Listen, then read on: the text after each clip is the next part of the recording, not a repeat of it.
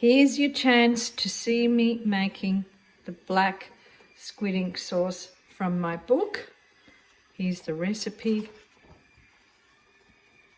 Pasta nera, look at that. Nonna Santa, Nonna Carmela, and my mother Serena recipe. Just a few recipes. How many?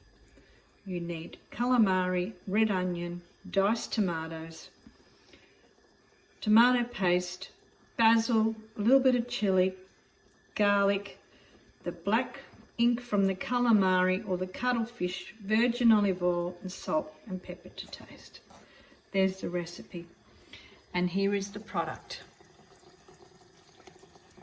Have a look at the delicious texture of how it's coming out beautifully.